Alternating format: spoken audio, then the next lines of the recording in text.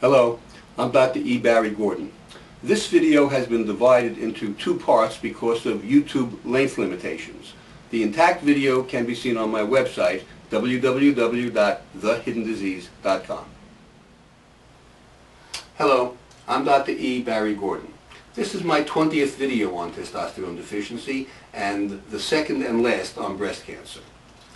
This is an in-case video, in case you've heard or hear at some time in the future that testosterone causes breast cancer. While there is no doubt in my mind that numerous reputable published medical studies, logic and common sense clearly point at testosterone deficiency as being a primary cause of breast cancer, there are some researchers who apparently have the exact opposite opinion. They believe that the presence of testosterone stimulates breast cancer.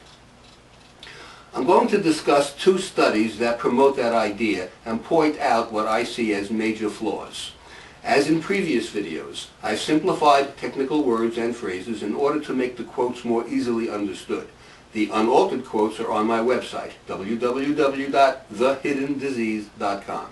You'll also find there many dozens of other medical studies, all previously released videos in the series, and many videos of my patients describing their experience with testosterone replacement.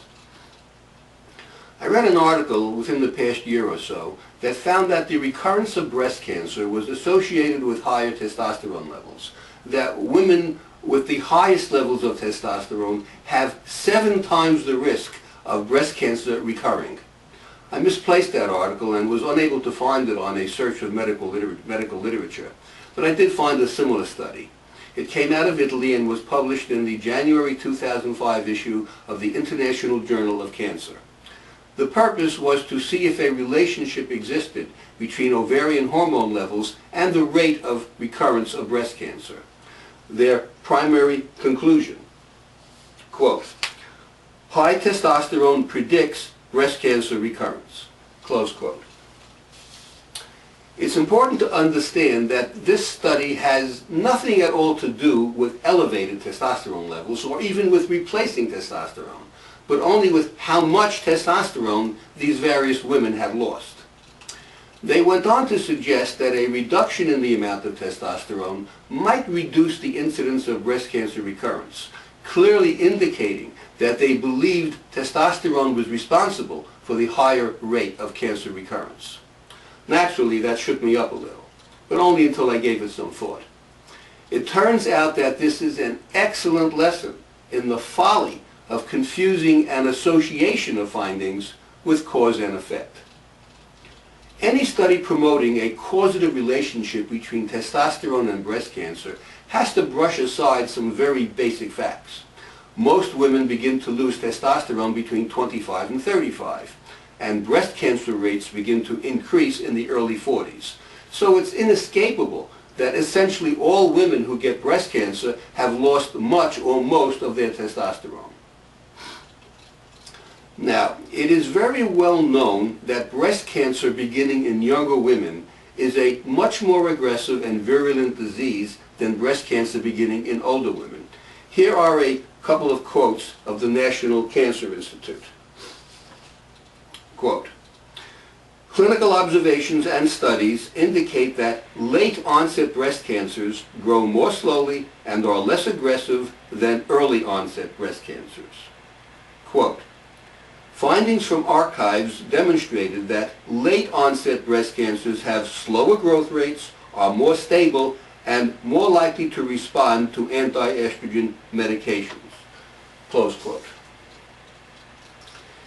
It's also basic biology that the younger the woman, the less testosterone she will have lost, and of course, the more testosterone she will have. So obviously there will be a statistical association between breast cancer recurrence and higher levels of testosterone, just like there would be an association between breast cancer recurrence and less facial wrinkles or less gray hair. To put this matter completely to rest, not only has the National Institute of Health repeatedly suggested that testosterone may prevent breast cancer, but a more recent study on hormone levels and breast cancer recurrence came out of the University of California, San Diego. It was published in March 2008, their findings. Quote, testosterone concentrations did not differ between cases and controls and were not associated with risk for recurrence. Close quote. Another study promoting a causative relationship between testosterone and breast cancer came out of very prestigious institutions, the Brigham and Women's Hospital and Harvard Medical School. It was published in the July 2006 issue of the Archives of Internal Medicine and was titled Combined Estrogen and Testosterone Use and Risk of Breast Cancer in Postmenopausal Women. Here are a couple of statements made in the study concerning the risk of testosterone causing breast cancer. Remember that the word endogenous means made in the body, in this case made in the ovaries. Quote, epidemiologic studies suggest that endogenous testosterone levels are positively associated with breast cancer risk in postmenopausal women. Quote, women using estrogen and testosterone therapies have a significantly increased risk of breast cancer. Close quote. They are saying that testosterone, whether it comes from the ovaries or from a pill, increases the risk of getting breast cancer. Of course, the same very basic and very glaring facts directly confront this study's conclusions. As I explained earlier, most women's testosterone peaks somewhere between 25 and 35. It's about half gone by the time they're in their early 40s, which is when the incidence of breast cancer starts to rise rapidly. So it's uncommon or even rare for women with adequate amounts of testosterone to get breast cancer. If testosterone predisposed to breast cancer, why don't younger women with more testosterone get it? Furthermore, two of the major non-genetic promoters of breast cancer, namely advancing age and female hormone replacement, are both associated with very low testosterone levels. I carefully reviewed this entire study. I must admit that much of their statistical analysis was way over my head, but I accept their numbers.